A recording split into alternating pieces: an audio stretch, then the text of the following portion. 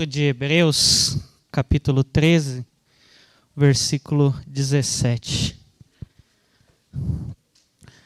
Depois de ver os pastores assim, quem é mais jovem vai entender, né? Podemos dizer que zeramos a vida, né? E os irmãos não deixaram nada para mim, né? Coitado do preletor dessa noite. Da manhã. Mas Deus sempre tem algo a falar no nosso coração. E pensando nisso, eu falei, todo mundo vai falar algo sobre o pastor. Então, fala conosco da melhor maneira. E Deus tem uma palavra para a igreja. Como a igreja deve tratar os seus pastores.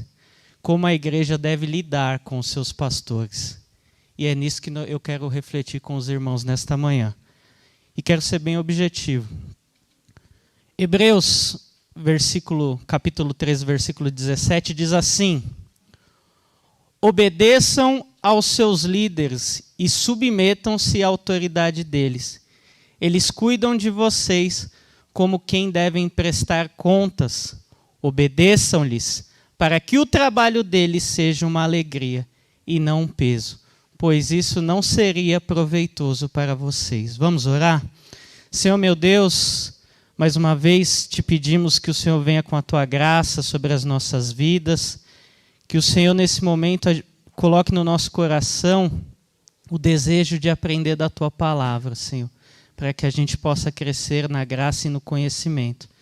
Nos ensina, Senhor, a tratar os nossos pastores da melhor maneira possível, de uma forma que glorifique o teu nome. Em nome de Jesus, amém. Diferente das demais epístolas do Novo Testamento, Hebreus não apresenta o nome do autor, nem mesmo seus destinatários. Essas informações elas são obscuras. E qualquer tentativa de mencionar o autor ou os destinatários não passa de suposição. Já os temas principais desta carta, eles são bem claros. Gostaria de destacar 4 desses temas. O primeiro é a supremacia de Cristo, sua divindade, como Cristo é superior a seres angelicais e aos profetas. O segundo é a nova aliança em Cristo é superior à aliança feita com Moisés no Monte Sinai. A terceira é que Jesus, como sumo sacerdote, seu sacerdócio é superior ao de Levi. Quarto, a superioridade do sacrifício de Cristo em relação ao sacrifício de animais. Esses são os 4 temas de muitos que tem nesta carta, os principais. O autor, ele enfatiza a superioridade de Cristo em tudo, pois muitos dos judeus naquela época, judeus cristãos daquela comunidade, estavam sendo levados pelo judaísmo, voltando às velhas práticas da lei. E tudo indica também que, devido às perseguições, muitos desses judeus cristãos estavam com medo, a ponto de se afastarem da fé. Por isso que no capítulo 13, no versículo 9, o autor vai dizer: não se deixe levar pelos diversos ensinos estranhos. É bom que o nosso coração seja fortalecido pela graça, e não por alimentos cerimoniais, os quais não têm valor para aquele que os comem. Nos dias de hoje, irmãos, mais do que nunca, nós recebemos um número excessivo de informações, que por um lado nos ajuda a crescer no conhecimento, mas por outro lado pode nos confundir. Por isso é muito importante não nos deixarmos levar por ensinos estranhos. Pelo contrário, devemos ser fortalecidos pela graça, como diz o autor de Hebreus. Existem alguns meios de graça que nos fortalecem contra esses falsos ensinos. Entre eles estão o ensino da palavra, o batismo, a ceia do Senhor, a oração, a adoração, a disciplina da igreja, a oferta, dons espirituais, a comunhão e a evangelização. Meios de graça são quaisquer atividades na comunhão da igreja que Deus usa para distribuir mais graças aos cristãos. Servem para o fortalecimento do corpo de Cristo. E se tem uma pessoa que é instrumento para nos ajudar nesse crescimento espiritual, é a figura dos pastores. Por isso, o autor de Hebreus vai falar da importância da liderança da igreja. Aqueles que prezam pelo ensino e pelo cuidado das almas. É importante deixar claro que naquele contexto ele não está falando somente do pastor, ele está falando das lideranças em geral.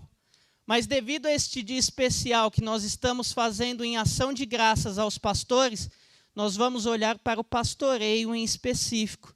Também quero deixar claro que aqui o autor não está se referindo aos falsos pastores ou aos lobos, que abusam do rebanho e ensinam doutrinas estranhas, contrárias à Bíblia. Aqui estamos falando daqueles que são vocacionados por Deus, que deixaram suas vidas profissionais por um ministério muito mais excelente. Então, no versículo 7 do mesmo capítulo, o autor vai começar relembrando dos líderes que já haviam morrido, muitos deles martirizados. Olha o que diz o texto. Lembrem-se dos seus líderes que lhe ensinaram a palavra de Deus. Pense em todo o bem que resultou na vida deles e sigam o seu exemplo de fé. Os pastores deixam uma marca em nossa vida. E eu vou repetir, não estou falando dos falsos, estou falando dos verdadeiros pastores. Quando olhamos para trás, irmãos, vemos o quanto o ensino deles, suas orações e seus exemplos de fé contribuíram para o nosso crescimento na graça. Eu sei que muitos aqui já tiveram alguns pastores em suas vidas e lhe ajudaram em seu crescimento. E os próprios pastores que tiveram outros pastores que lhe serviram como exemplo de fé. Por isso não podemos desprezar o que esses homens de Deus representam nas nossas vidas. Infelizmente, nos dias de hoje, como todos sabem, os pastores são muito mal vistos na sociedade em que vivemos. Alguns dizem que quando chegam em algum lugar, e vocês devem constatar isso, e dizem que vocês são pastores, as pessoas olham até de forma torta e até mudam o comportamento muitas das vezes. Sabemos que isso se dá devido aos inúmeros maus testemunhos que vemos pela mídia, mas não podemos nos deixar levar por essa visão distorcida de um ofício tão nobre, como diz em 1 Timóteo 3, versículo 1, que diz que alguém que deseja ser bispo, ser um pastor, deseja uma nobre função. E o mais triste, e eu falo isso com muita tristeza, é que até muitos cristãos preferem ver seus filhos se tornar um médico, advogado, engenheiro ou qualquer outra profissão que tenha reconhecimento na sociedade, do que vê-los se tornar um pastor. Já vi crente falar, Deus me livre, meu filho ser um pastor, muito sofrimento, não é algo estável, não quero. Só que com essa frase, irmãos, eu entendo a beleza da vocação pastoral. E a beleza da vocação pastoral é justamente essa instabilidade. Pois um pastor deve viver sempre e sempre na dependência de Deus. Quem é vocacionado nunca terá a plena certeza de como será o seu ministério, mas deve viver a confiança que Deus há de guiá-lo em todos os caminhos. Com base nisso, nós chegamos ao versículo 17, que foi lido no começo, com algumas recomendações práticas, que é padrão do capítulo 13 de Hebreus. Aqui é um princípio da mutualidade. Tanto o pastor como a igreja devem trabalhar juntos para que o trabalho seja feito da melhor maneira. Mas eu quero focar mais na questão da igreja. Como eu disse, os pastores já ouviram muito sobre ele, mas eu quero focar na questão da igreja, de como nós devemos tratar os nossos pastores. E naquela época, devido aos falsos ensinos, a falta de obediência prevalecia entre alguns a quem esta carta foi endereçada, trazendo grande peso à liderança da igreja. Por isso que a primeira parte do versículo 17, o autor começa dizendo, obedeçam aos seus líderes e submetam-se à autoridade deles. Devemos entender que crentes fiéis obedecem à sua liderança espiritual e se submetem a ela. Assim como a Bíblia reprova o pastor ditador, também condena a atitude do crente desobediente aos seus líderes espirituais. Aqui, a palavra obediência, ela tem a ideia de persuadir. É uma obediência mais por convicção do que por imposição. Já a palavra submissão, ela parece expressar aquela entrega da própria vontade ao julgamento de outro, que reconhece uma autoridade constituída. Então, nós devemos ter duas atitudes para com nossos pastores. Nós devemos obedecê-los pelo que eles ensinam e sermos submissos pela função que eles ocupam. Lembrando que eles são divinamente constituídos como guias do rebanho, submissos ao sumo pastor, que é Jesus Cristo. E a pergunta que fica é, para a igreja, você tem sido obediente e submisso ao seu pastor? Ou por discordar de alguma coisa, você tem se tornado rebelde? Devemos aprender que quando somos obedientes e submissos aos nossos pastores, estamos sendo obedientes a Cristo e a sua palavra. E o autor continua na segunda parte do versículo dizendo, eles cuidam de vocês como quem deve prestar contas. Existem pessoas que tratam o pastor como um mero empregado, alguém que deve fazer tudo aquilo que ele entende como certo. Alguns chegam à arrogância de dizer, dou o dízimo, pago o salário do pastor. Primeiro precisamos entender que os pastores são dignos dos seus salários, conforme cita 1 Timóteo 5, 17 e 18. Segundo, devemos nos atentar ao que o versículo diz. Eles cuidam de vocês como quem deve prestar contas. Em outras versões, fala que o trabalho deles é cuidar da nossa alma. Irmãos, não devemos esquecer do cuidado que eles têm por nós, deixando na maioria das vezes de dar atenção às suas próprias famílias, abdicando de seus afazeres em favor da família da fé. Óbvio que isso faz parte da responsabilidade de um pastor, mas há uma dimensão ainda mais profunda quando o autor enfatiza a prestação de contas. Isso envolve julgamento de Deus. Para os verdadeiros pastores, julgamento de obras. Para os falsos pastores, julgamento para o juízo.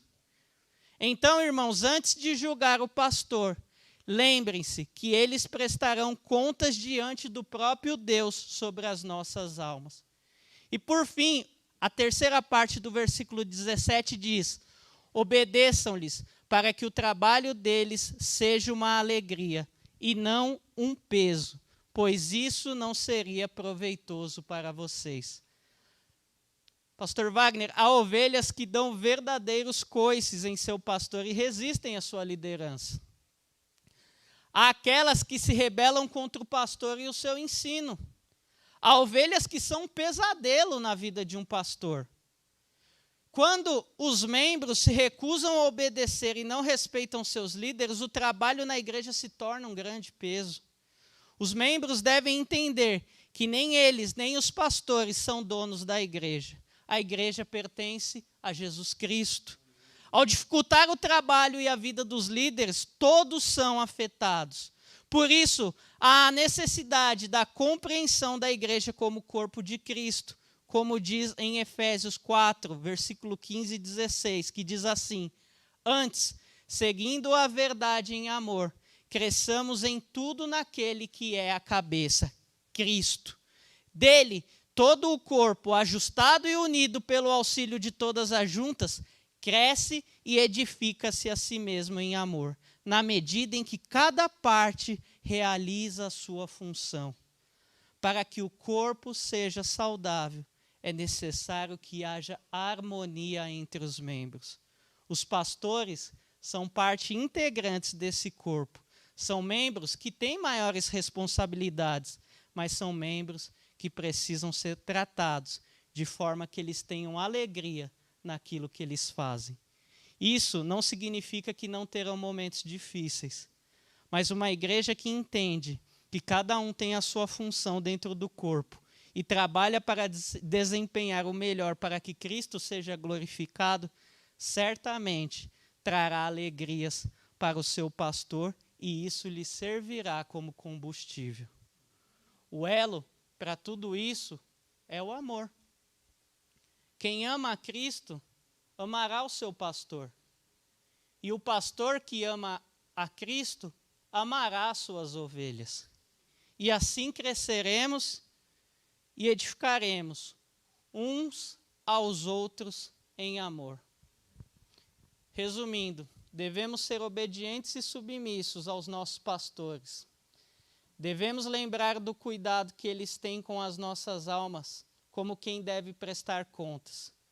Não podemos ser um peso para os nossos pastores, e sim obedientes para que o trabalho deles seja uma alegria.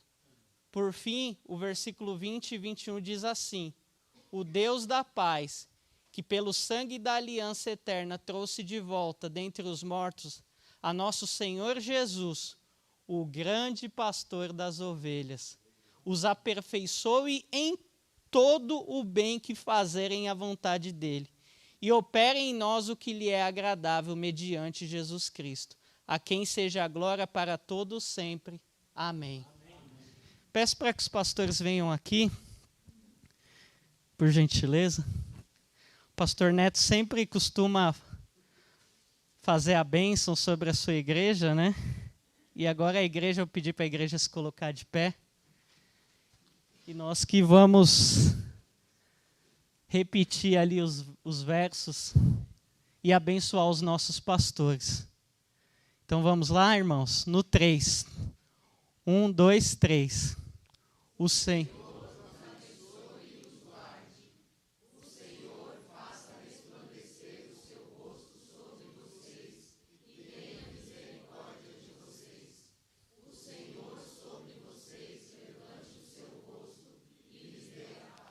Senhor meu Deus, queremos te louvar pela vida dos pastores, dos 4 pastores que nós temos, pela vida do pastor Neto, do pastor Wagner, do pastor Pedro e do André, Pai.